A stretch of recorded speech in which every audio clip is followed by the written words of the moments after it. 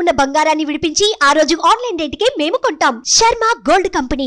బహుళ చికుర భారం బద్ధ పించావతంసం చపల చపల నేత్రం చారు బింబాదరోష్టం మధుర మృదుల హాసం మందరోదారలీలం మృగయతి నయనం మే ముగ్ధవేషం మురారే. భాగవత కథాసుధ 4వ భాగంలోకి వచ్చాం. అంటే ధనుర్మాసం 4వ రోజు. గోదాదేవి కృష్ణుడి లీలని తన చెల్లులకు చెప్తూ నిద్రలేపుతూ రంగనాథుడి సేవకు వేళయింది రండి అని పిలుస్తోంది. మనం ఇప్పుడు కృష్ణ సేవలోకి వెళ్దాం. పూతనని తృణావర్తుణ్ణి ఇద్దరిని బాలుని రూపంలో ఉన్న నారాయణమూర్తి సంహరించాడు. ఆ తర్వాత ఏం జరిగిందో చూద్దాం. ఒకరోజు యశోదాదేవి పిల్లవాడికి పాలిచ్చి ఒళ్ళో కూర్చోబెట్టుకుని చూస్తోందట పిల్లాడికేసి. తల్లులు పిల్లల అందాన్ని అలా పరిశీలిస్తారు. నా పిల్లడి కళ్ళు అచ్చు నాలాంటివే, వీడి ముక్కు వాళ్ళ నాన్నది, ఆ మూతి నాయనమ్మదో మేనత్తో ఇలా ఆలోచిస్తూ పిల్లల్ని కన్ను ముక్కు జుట్టు సవరిస్తూ చూసుకుంటూ ఉంటే అని ఆవలించాట చంటివాడు. ఈ నోరు తెరిచిన పిల్లాడికి ఆ లోపంలో నోట్లో ఆకాశము, నక్షత్రాలు, సూర్యుడు, చంద్రుడు, భూమి, సముద్రాలు, పర్వతాలు, నదులు, చరాచర సమస్త సృష్టి కనిపించిందట. ఆమె వణికిపోయింది. ఏమిటి పిల్లాడెంత, వాడి నోరెంత, అది ఏం కనపడుతుందో ఆ కనపడేది ఏమిటో తెలియలేదు. కళ్ళు మూసుకుందట భయమేసి. భయపడుతూనే కళ్ళు తెరిచి చూస్తే ఏమీ లేదు. ఆవలించిన పిల్లాడు కళ్ళు మూసుకుని నిద్రపోతున్నాడు. ఈవిడ అనుకుంది, ఒక్క క్షణంలో భగవంతుడి అనుగ్రహం ఆమె మీద ఉన్న విష్ణుమాయ తొలగిపోయింది. అబ్బే, ఆ తొలగిపోవటం వల్ల ఆవిడకి అది కనపడింది. ఎప్పుడైతే ఈ కంగారు పడిందో మళ్ళీ ఆమెని మాయలోకి లాగేశాడు భగవంతుడు. నా పిల్లాడే, ఏమిటో నాకు అట్లా ఉండుండి అలా అనిపిస్తూ ఉంటుంది, అంతా నా భ్రమ అని అనుకుని సర్దుకుంది. తను నా పిల్లాడే, ఇదేవి నేను చూసింది ఏది నిజం కాదు, ఏదో భ్రమలో చూశాను, ఊరికే నాకే కన్ను కలిగింది అని అనుకుని సర్దేసుకుంది. తర్వాత ఏమైందట, కొద్ది రోజుల్లో గర్గుడు అనే మహాతపస్వి యాదవ వంశాలకి పురోహితుడు. అయితే ఈ గర్గ ఋషి వీళ్ళని చూడ్డానికి వచ్చాడు. వచ్చేసరికల్లా ఈయన నందుడు పరమానంద భరితుడై ఆయన కూర్చోండి అని కూర్చోబెట్టుకున్నాడు. ఆయన చాలా పూజించాడు. భార్య పిల్లవాడు అందరితోటి ఆయన్ని సేవించాడు. రోహిణీదేవిని తీసుకొచ్చి, మహర్షి, మీ వంటి వాళ్ళు మమ్మల్ని తరింపజేయటానికి మా ఇళ్ళకు వస్తారు, మీకు ఏ సేవ చేయమంటే అది చేస్తానన్నాడు. తర్వాత ఎలాగో మీరు వచ్చారు కాబట్టి మా యందు అపారమైన దయతోటి నా కుమారుడికి మా ఇంట్లోనే ఉంటున్నటువంటి వసుదేవుని కుమారుడు ఇద్దరికి నామకరణం చేసి ఆశీర్వదించండి అని అడిగాడు. ఈ గర్గుడు నవ్వాడట ఆయన. అయితే గర్గ సంహిత అని ఒక పుస్తకం ఉందండి, అందులో కూడా కృష్ణగాథలు ఉన్నాయి. గర్గుల వారే రాసినవి కొన్ని కథలు. ఈసారి ఎప్పుడైనా వీలు వెంబడి చెప్పుకుందాం. అయితే ఈయన ఏమన్నాడంటే, నంద, నేను యాదవుల పురోహితుడని అందరికీ తెలుసు. నేను ఇక్కడికి వచ్చిన సంగతి నేను దాద్దామన్నా దాగదు. తర్వాత యాదవుల నివాసాలకి నేను ఎప్పుడు వెళ్తాను, అది నా కర్తవ్యం, ఏంటి వంశానికి పురోహితుడు కాబట్టి పెద్ద పట్టించుకోరు. కానీ ఇక్కడ నేను వేసే ప్రతి అడుగు, నేను చేసే ప్రతి పని కంసుడికి సమాచారం వెళ్తుంది. ఎవరెవరి ఇళ్లలో నేను ఎక్కువసేపు ఉన్నాను, ఎవరి పిల్లవాడిని నేను ఎంత పరిశీలించాను, ఎవరికి ఏ ధర్మకార్యాలు చెప్పాను అన్నీ తెలుస్తాయి. అప్పుడు అతను, ఎందుకంటే ఇతని తాలూకు గూఢచారులు అనేక రూపాలతో రాజ్యమంతా విస్తరించి ఉన్నారు. దేవకీదేవి 8వ గర్భంగా మగపిల్లాడే పుట్టాడని, ఆ పిల్లాడు ఎక్కడో రహస్యంగా పెరుగుతున్నాడని, అప్పుడు కనపడిన ఆడపిల్ల ఉందే అదేదో దైవ మాయ అని చాలామంది అనుకుంటున్నారు. ఏముంది, నలుగురు 4 రకాలుగా మాట్లాడుకుంటారు. ఆ మాటలు కంసుడి వరకు చేరాయి. వాడు నమ్ముతున్నాడు కూడా. అది దైవమాయ, పిల్లాన్ని ఎక్కడో దాచేశారు విష్ణువు, లేదా దేవతలే దాచేశారు, వాళ్ళు నా శత్రువులని భావిస్తున్నాడు.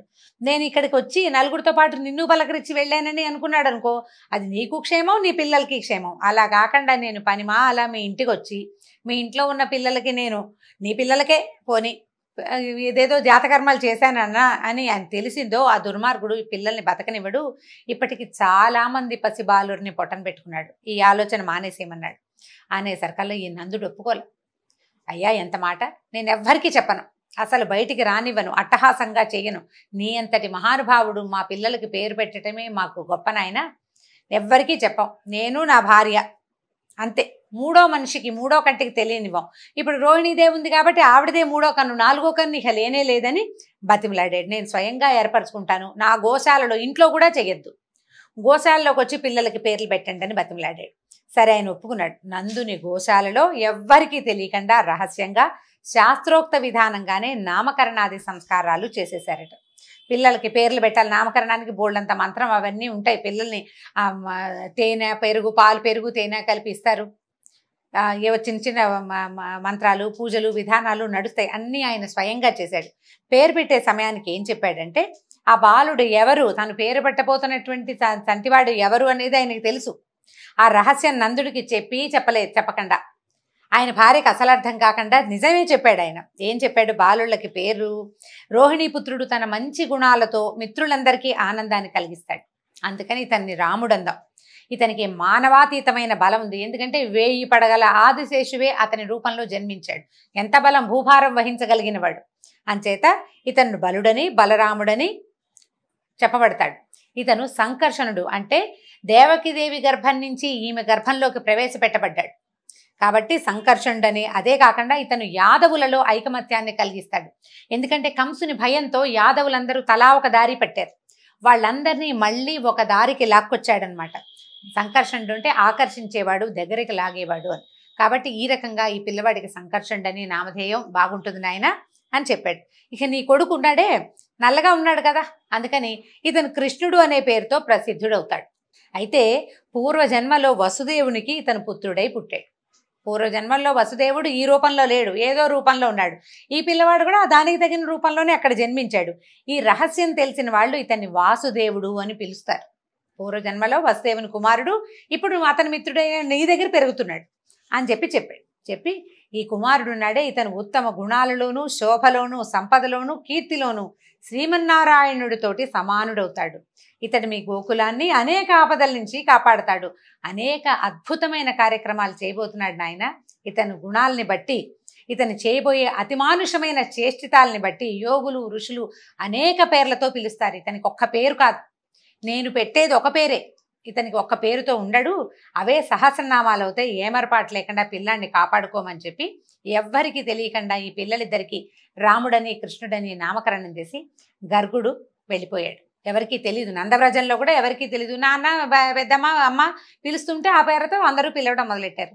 వాళ్లే పెట్టుకున్నారు పేరు అనుకున్నారు. గర్గుడు వచ్చి నామకరణం చేసే సంగతి బయటికి రానివ్వలేదు. ఇక నామకరణం జరిగింది.